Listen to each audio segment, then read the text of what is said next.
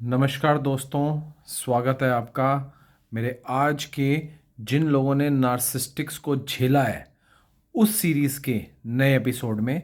मेरा नाम है राजीव, ये है राजीव कोचर लाइफ मंत्रा।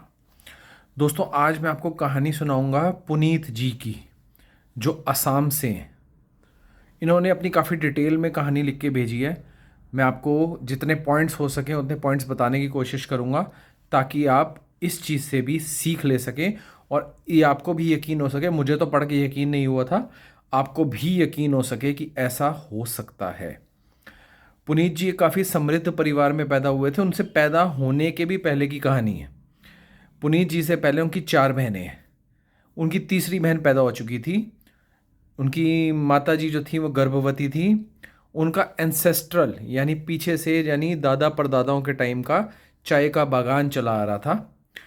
उनके दादाजी ने उनके फादर के सामने एक शर्त रखी कि तुम मुझे एक लड़का पैदा करके दोगे तो मैं सारी प्रॉपर्टी तुम्हारे नाम पे कर दूंगा।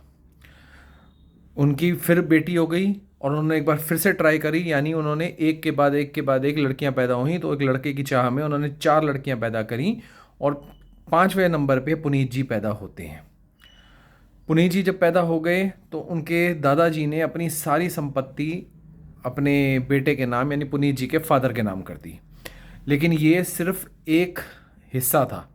जो पुनीत जी के फादर हैं और मदर हैं, ये नार्सिसिस्टिक हैं ये दोनों। अब इसमें कहानी में एक और पॉइंट जुड़ता है। अभी तो उनके आगे जो 4 बेटियां थी वो भी उसी नार्सिसिस्टिक कल्ट का हिस्सा बनने वाली थी चलते हुए टाइम के साथ में, क्योंकि जब आप एक टाइम में एक लोगों के साथ में रहते हैं तो आप वैसे ही हो जाते हैं। पुनीत जी धीरे धीरे बड़े हुए। जब तक उनके दादाजी जिंदा थे तब तक पुनीत जी की बहुत वाहवाही और उनके काफ़ी अच्छे तरीके से उनका टाइम बीता। जैसे उनके दादाजी की मृत्यु हो गई तो असली रंग दिखाना पुनीत जी के फादर ने शुरू करा। उन्होंने पुनीत जी को, जो born with the silver spoon थे, एक एक करके प्रॉपर्टीज़ बेचनी शुरू कर दी। प्रॉपर्टीज़ बेचते चले गए। जैसे जैसे पुनीत जी की उम्र बढ़ रही थी उनके फादर उनकी एक एक करके उनको अंदर से खोखला करे जा रहे थे, उनकी प्रॉपर्टीज़ बेचते चले जा रहे थे। जब पुनीत जी 18 साल के हो गए तब उनको पता चला, तब तक पता नहीं चला था, लेकिन तब तक उनकी मैक्सिमम प्रॉपर्टी बेची जा चुकी थी। आप सोच सकते हैं, जिनका एंसेस्ट्रल जिनको प्रॉपर्टी मिलनी होती है उनके साथ ऐसा होता है तो वो मरने बराबर होता है। तो मैक्सिमम उनकी प्रॉपर्टी बेची जा चुकी थी। अब उनका सिर्फ एक चाय का बागान पड़ा हुआ, जो चाय की फैक्ट्री थी, बागान था वो, और वाली प्रॉपर्टी, और उनका जो मकान था, वो घर, जो बंगला था, वो प्रॉपर्टी, सिर्फ ये बच गए थे।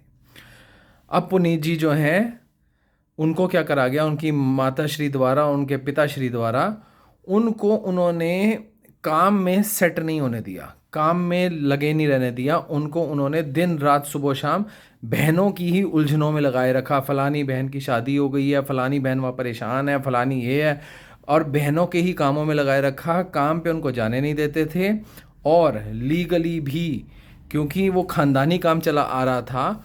तो पुनीत जी को जैसे ही उन्होंने ज्वाइन किया था अपना काम, तो उनको उसके अंदर बाकायदा उनकी सिग्नेचर अथॉरिटी बना देनी चाहिए थी, जो कि उनके फादर ने नहीं बनाई थी। ये भी ध्यान रखिए।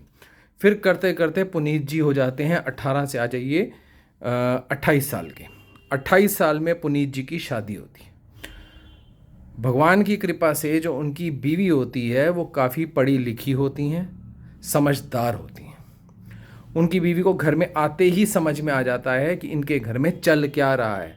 वो पुनीत जी को हर एक इंस्टेंस दिखाती हैं, नार्सिसिस्टिक के बारे में बताती हैं। उनको समझ में आना शुरू होता है कि इतने सालों से उनको अपने ही हकों से वंचित रखा गया था, उनको अपने ही घर में नौकर बना दिया गया था, उनसे नौकर की तरह, गधे की तरह काम लिया गया था, और उनके नाम पे कोई प्रॉपर्टी नहीं थी, उनके नाम पे कोई सिग्नेचर अथॉरिटी नहीं थी। अब जब पुनीत जी बहुत ज़्यादा नहीं, अपने रोज़मर्रा के खर्चे भी पुनीत जी को नहीं मिलते थे, वो भी उनको किश्तों में अपने फादर मदर से नौकर की तरह मांगने पड़ते थे। अब पुनीत जी ने जब थोड़ा बहुत पूछना शुरू करा और मदर फादर को ऐसा लगा और उनकी बहनों को ऐसा लगा कि ये तो अब पूछने लग गया, ये तो अब बात करने लग गया, ये तो अब बोलने लग गया, इसको हमारा भांडा फूट जाएगा। तो उन्होंने पुनीत जी और उनकी बीवी को पूरी दुनिया में बदनाम, रिश्तेदारी, दोस्त यारी, आस पड़ोस, हर जगह बदनाम करना शुरू कर दिया। बात इतनी बढ़ गई, इतनी बढ़ गई, लेकिन तब तक पुनीत जी जो थे उनकी आंखें खुल चुकी थी। उनके ने सारी कागजी कार्रवाई इकट्ठी कर रखी थी अपने पास। उन्होंने अपने फादर और मदर के चंगुल से जैसे तैसे, बल्कि वो डिप्रेशन में भी चले गए थे, उन्होंने एंग्जाइटी भी झेली थी और कई तरीके की प्रॉब्लम्स भी झेली थी, हेल्थ प्रॉब्लम्स, हेल्थ इश्यूज़। फिर उन्होंने जाके अपनी मदर फादर के साथ बहुत सारी लीगल बैटल्स लड़ी और आज कम से कम 10 साल बाद वो फ्री हो चुके हैं। वो, उनकी वाइफ, उनके बच्चे आज की डेट में एक संपूर्ण जीवन जी रहे हैं। मदर फादर जो उनको कोर्ट के थ्रू हक मिलना था वो अपने उस हक में रह रहे हैं, ये अपने हक में रह रहे हैं, अपनी ज़िंदगी जी रहे हैं, खुशहाली से जी रहे हैं। इन्होंने अपना माइंड स्ट्रॉन्ग रखा। मैंने आपको पहले भी वीडियोस में बताया था, माइंड इन्होंने स्ट्रॉन्ग रखा और ये आगे बढ़ गए। आपको भी ऐसे ही बढ़ना होगा। आज वो एक खुशहाली की ज़िंदगी जी रहे हैं दोस्तों।